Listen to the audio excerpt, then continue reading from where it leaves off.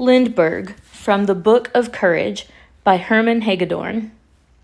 For days the clouds had made a gray canopy over Long Island. As dusk crept in on Thursday, May 19, 1927, a dripping rain was on Curtis Field and beating at intervals against the hangars before a fitful northeast wind.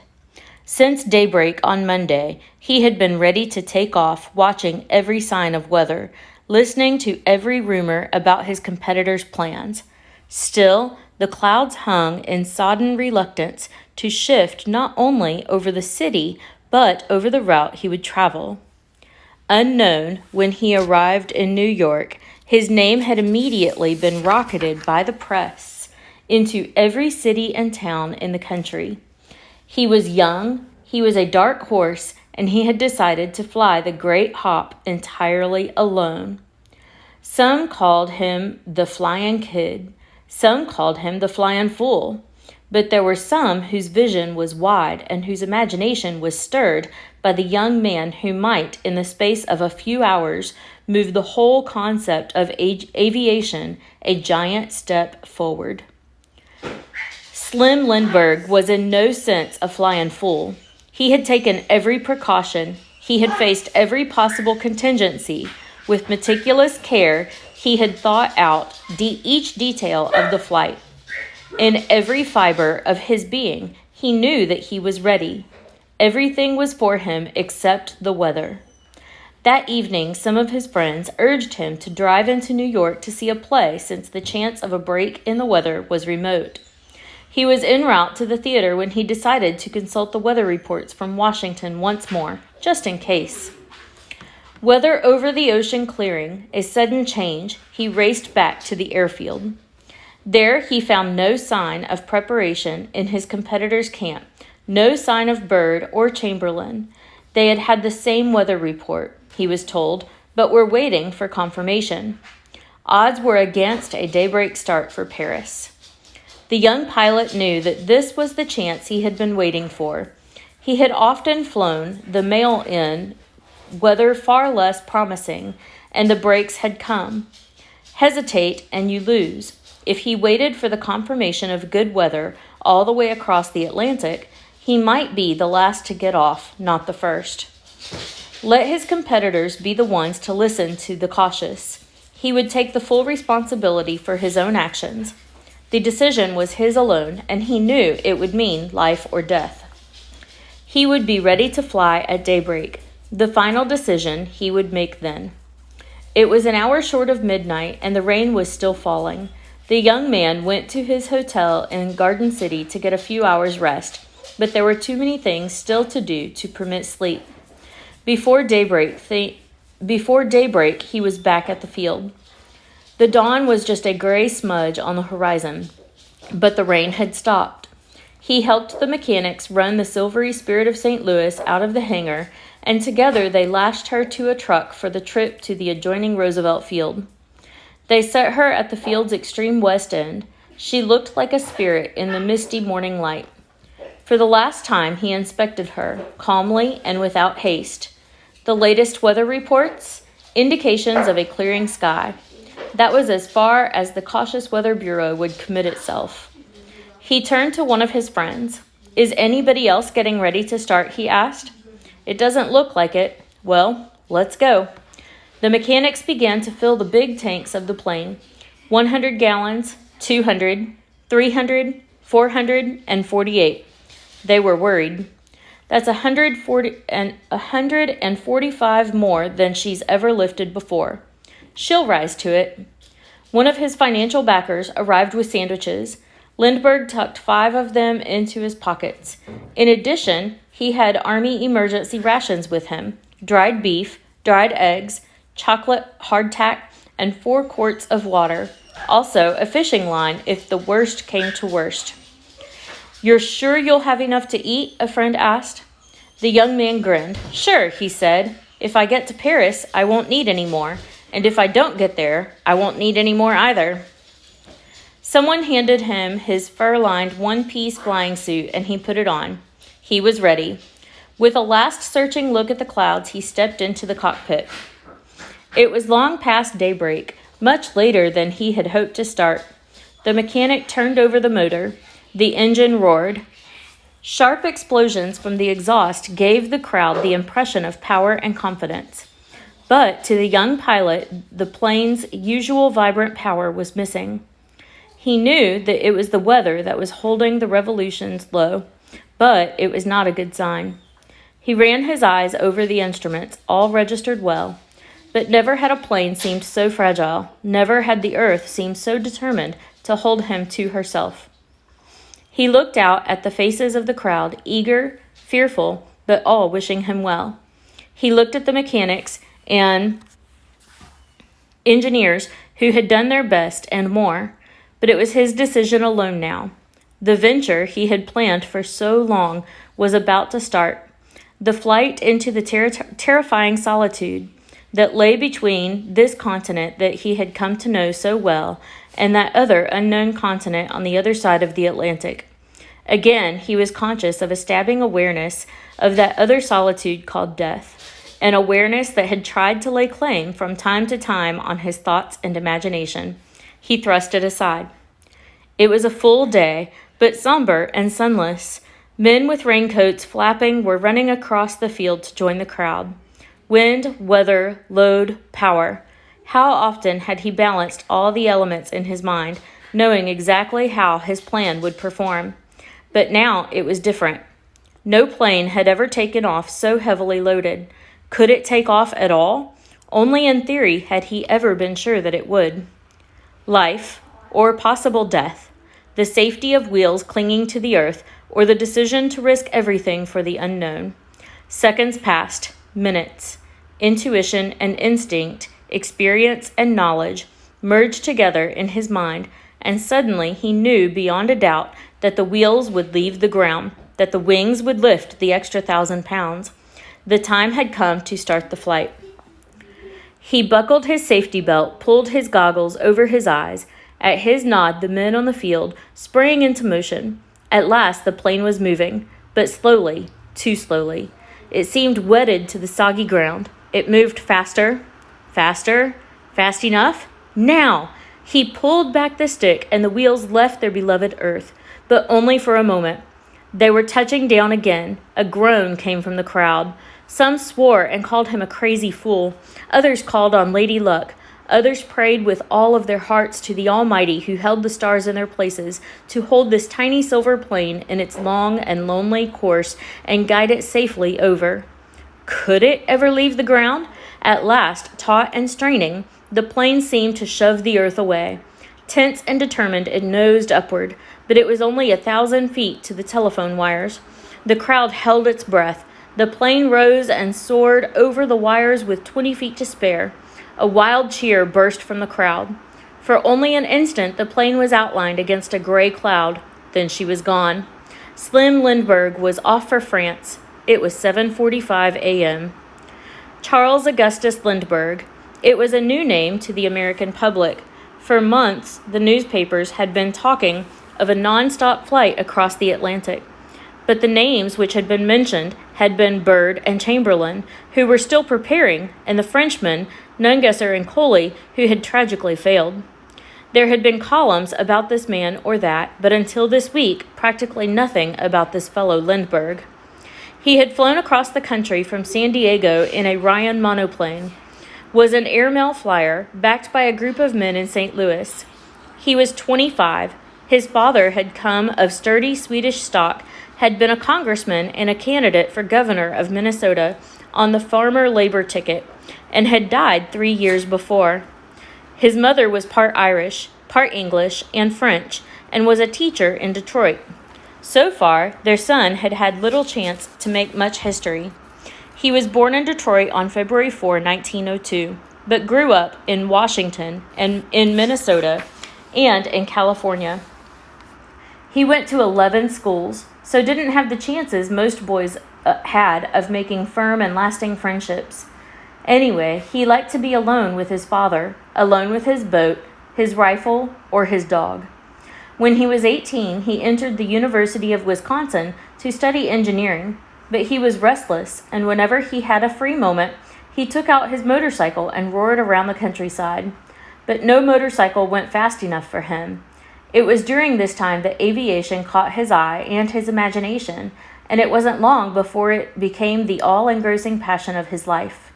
He left college and enrolled as a flying student with the Nebraska Aircraft Corporation.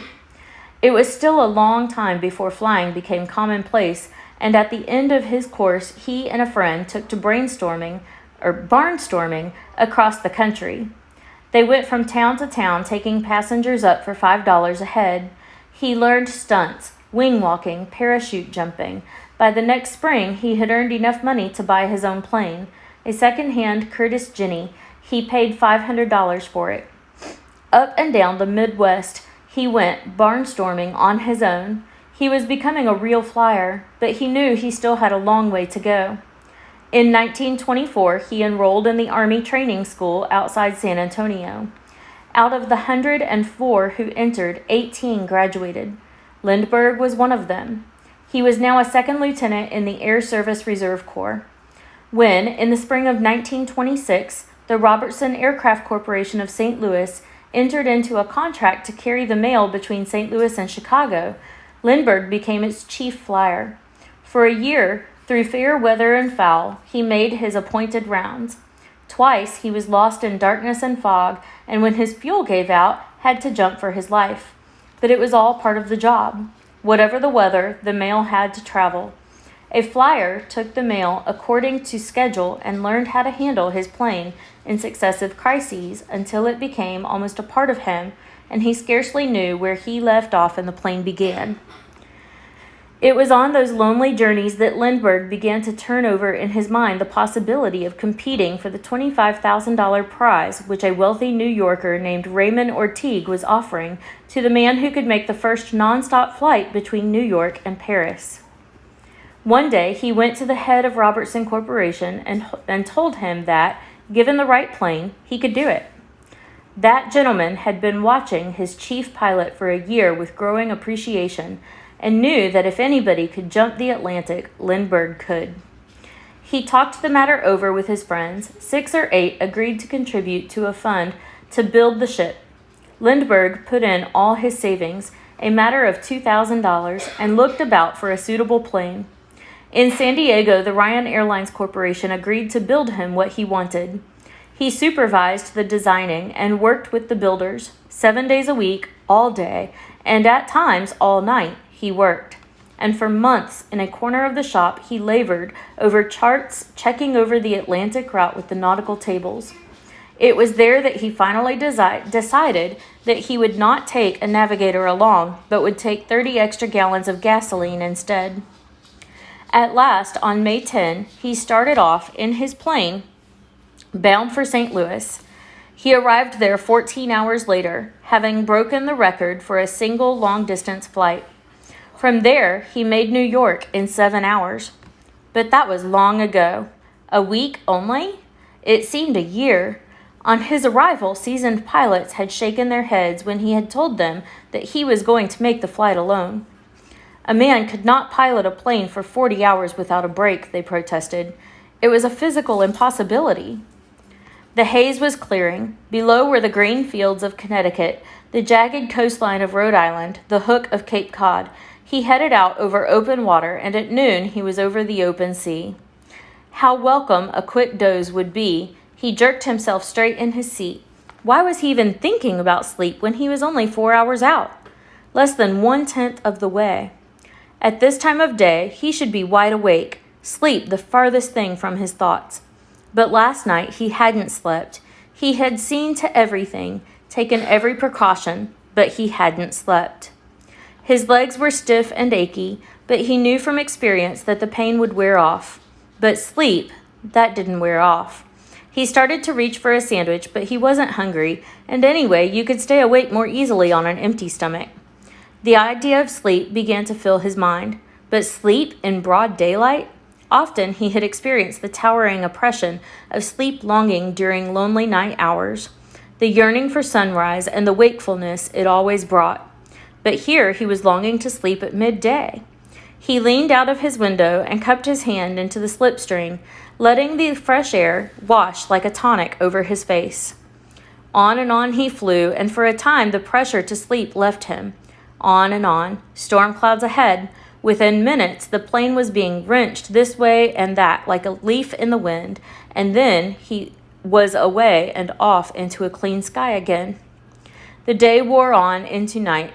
Below, icebergs loomed through a thin, low fog, which thickened and increased in height as the moments passed. It had turned bitterly cold. Suddenly, against the body of the plane, a gust of sharp crystals beat and grew in vicious intensity. Sleet was nothing new to him, and he knew what it could mean. A plane in flight was kept aloft by the curvature of its wings. Once let these surfaces be flattened by a burden of sleet, and the plane would fall like a dead bird. He could still turn back, but turning back was neither the tradition of the airmail nor in line with Lindbergh's nature. He swooped downward and emerged from the cloud bank scarcely 200 feet above the black water. Under the low white roof, he sped eastward, but as he flew, he saw the roof press farther and farther downward toward the sea. Lower and lower he flew, and still lower pressed the thick canopy of fog. The sleet drove over the wings with a gritty sound. He was trapped in the fog and sleet of the North Atlantic. If there was any weakness in him, any self-pity or fear, it could be the end.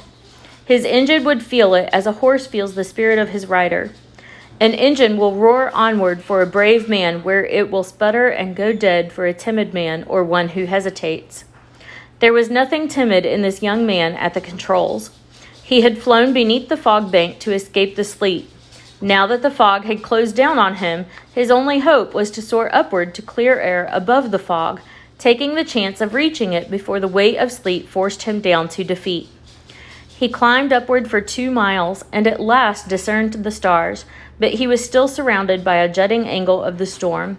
Again and again, the weight on his wings forced him to turn back into clear air to find a way around the storm center. Then once more he plunged into fog. He flew high, flew low. Nowhere could he pierce the white solitude.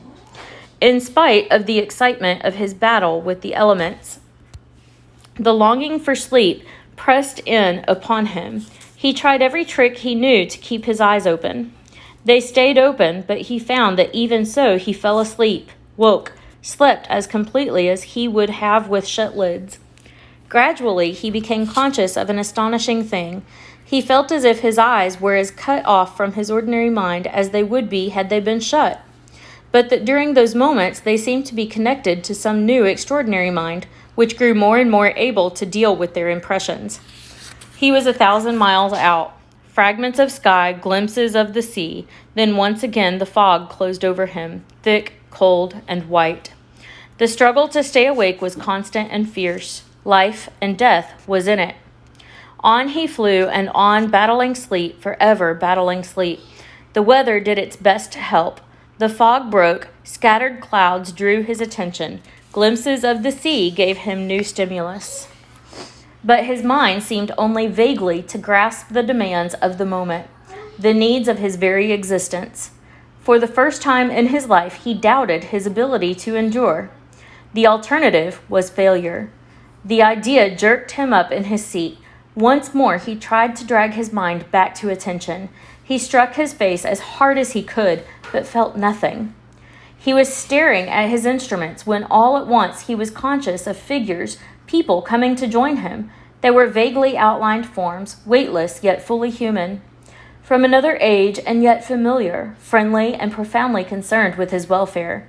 He had no fear of them, and their arrival brought no startling surprise. They were behind him, yet he felt that he could see them. His head was like a huge eye that could see in every direction at once.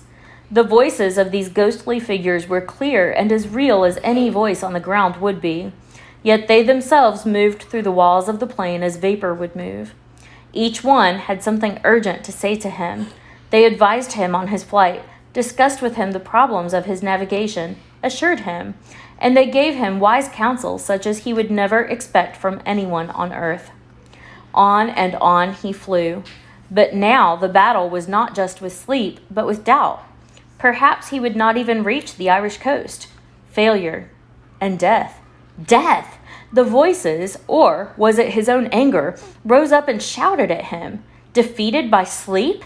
Anyone could sleep, but at this moment in history, he was the one man who had the chance to link continents together by flight and prove to the world that the impossible was no more impossible, merely difficult.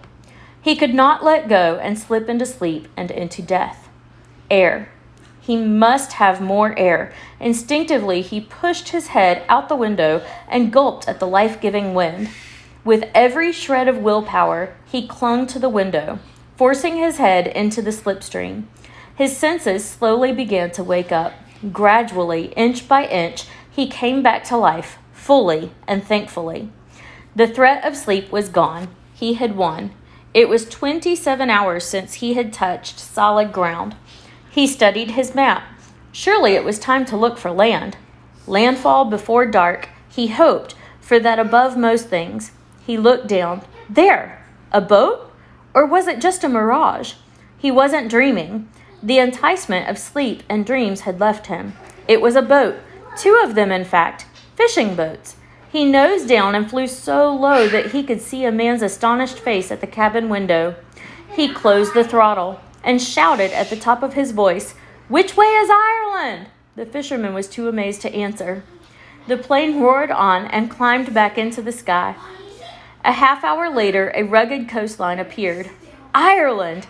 Dingle Bay, Cape Valentia, Europe. He was across, 2.5 hours ahead of schedule and almost precisely on his planned route. Even the thought of sleep had left him. The phantoms and voices had slipped away the moment he had sighted the fishing fleet. Perhaps with the return of tangible humanity, the need they had filled was over. The end of the flight was in sight. At sunset, he was over Cherbourg, and by 10 o'clock he caught sight of the lights of Paris. The night was clear, and he could see the column of light, which was the Eiffel Tower. With the sense of peace and well-being that comes after battle, he circled above it, and then he turned and flew on northeastward toward Les Bourget. At first, he wasn't sure he had found it. The usual grouping of lights was missing, and besides, the areas surrounding it seemed too congested. Thousands of lights shone along one side, a factory probably. He circled. It was an airport. If not Les Bourget, what other field would be so close to Paris? He would take a chance. He banked.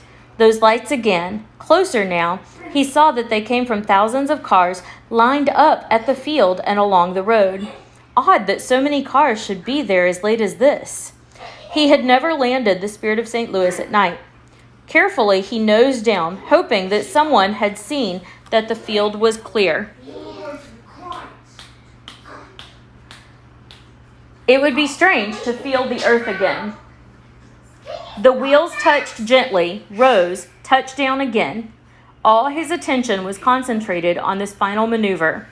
He was beyond the lights of the field now, and the plane was rolling on into heavy darkness. He himself had no light, as that too had been left behind in favor of the extra fuel. He turned and started to taxi back toward the hangars, his eyes peering into the blackness. The field was like the living sea. Directly in front of him, a moving mass of people swept toward the plane. Thousands of people were running toward him from all sides, breaking down fences, trampling over guards, shouting his name, cheering. With exploding jubilation, they were welcoming him to France. So it was that slim Lindbergh, young and alone, made history. A small monoplane with one man had flown nonstop across the Atlantic and had reached his specified goal. France, who so recently and tragically had lost her own heroic sons, Nungesser and Coley, ran with outstretched arms across Les Bourget to greet the victorious son of another country. In the next days, every nation in the world was to give him their hearts, and when he returned to America aboard a special warship, his own people gave him the most tumultuous welcome in history. Charles A. Lindbergh, a courageous man with an idea, who planned thoroughly, who acted fearlessly, who endured and conquered, the rewards that poured over him were far beyond anything he could have imagined. But fame he had never wanted, and cost of being a public hero proved high. His first son was kidnapped and killed before he was a year old, and when further threats to his second son came, he felt that for a time he must leave America. Over the years, he has served the science he loved and has seen it stride across the earth and sky and penetrate the universe. Not only has he given his genius to aviation, but with the world-famous surgeon Dr. Alexis Carrel, helped make outstanding contributions to medical research when together they created an artificial heart, one of the first in the world.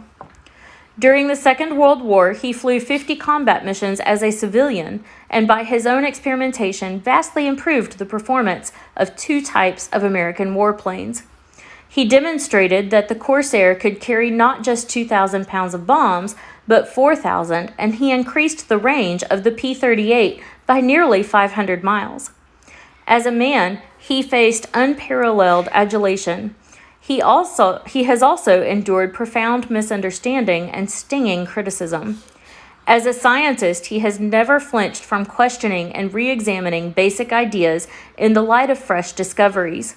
He has said that in his early years, science was more important than either man or God. The one I took for granted, the other was too intangible for me to understand. But even as a young man on his lonely flights carrying the mails, he had begun to wonder what effect science would ultimately have on the lives of men. Would it all be to the good, or would evil one day stain the sky? As the years moved on, a new perspective shifted the basis of his thinking. He too took long strides forward. The way a man lived, not the end for which he strove, became for him the important thing. Science was no more his ultimate cherished God. He began to search for the way up for all of humanity. He knew that neither science nor military might alone could save us.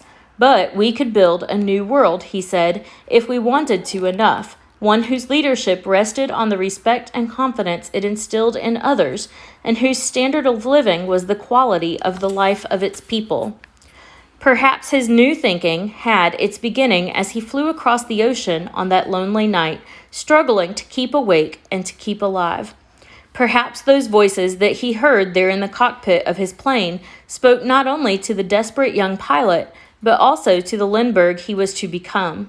Who knows? Perhaps the words of wise counsel which he could not later quite recall are the ones which now motivate his life. For his deepest conviction today is that civilization will survive only if modern man directs the material power of his science by the eternal truths of his gods.